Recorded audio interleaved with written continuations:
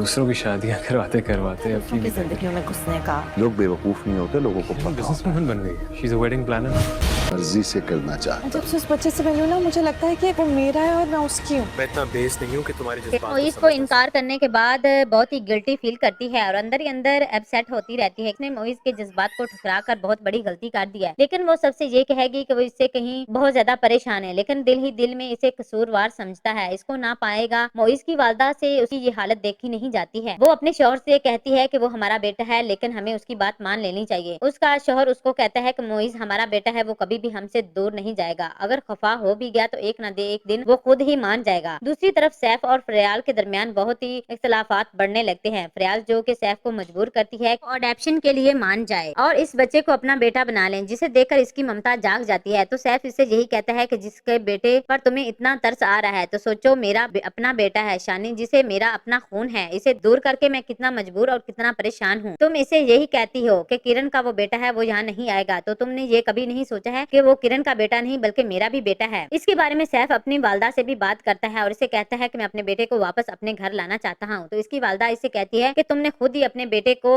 उसकी माँ के हवाले किया था, अब तुम किस हक से उसे वापस लाना चाहते हो। सैफ अपनी माँ की भी बात नहीं सुनता है और अपनी जिद पर कायम रहता है। माँ उसको कहती है कि तुम्हें इतना ज्यादा शौक है तो तुम अपने बेटे से मिलने की इजाजत ले लो, ताकि तुम उससे मिलते रहो और उसे पता चलता रहे कि इसका वालिद कौन है। लेकिन सैफ किसी भी सूरत ये बात मानने को तैयार नहीं होता है। वो अपनी जिद को पूरा करने के लिए किरण का पीछा करता है और ये जानता है कि किरण एक वेडिंग प्लेयर है। वो किरण को जब मोइज के साथ देखता है तो वो ये समझता है कि शायद ये इसका दोस्त है। लेकिन दूसरी तरफ शादियां करवाते करवाते वो किरण से कहता है कि तुमने अपनी भी शादी करने का फैसला कर लिया है। किरण इससे कहती है कि तुम कौन होते हो मेरी जिंदगी में दखल देने वाले। सैफ इससे धमकी देता है कि तुम अपनी जिंदगी में जो कुछ करो, मुझे इससे कोई मतलब नहीं है। शानी मेरा बेटा है, मैं किसी भी सूरत उसको तुम्हारी सोबत में पलने नहीं दूंगा। इसके अलावा किरण मोइज से हेल्प मांगती है, लेकिन कोई भी कानून उसको रोक नहीं पाता है अपने बाप से मिलने के लिए। जब शानी अपने बाप से मिलता है तो उसकी मोहब्बत और भी बढ़ जाती है। वो अपनी वालदा से कहता है कि मैंने अपने बाप के साथ रहना है। मैं अपने बाप के प्यार के लिए तरसता था, लेकिन मुझे वो प्यार मिल गया है। मोहब्बत को पाकर बहुत खुश हूँ। मैं अपने बाप के साथ रहना चाहता हूँ।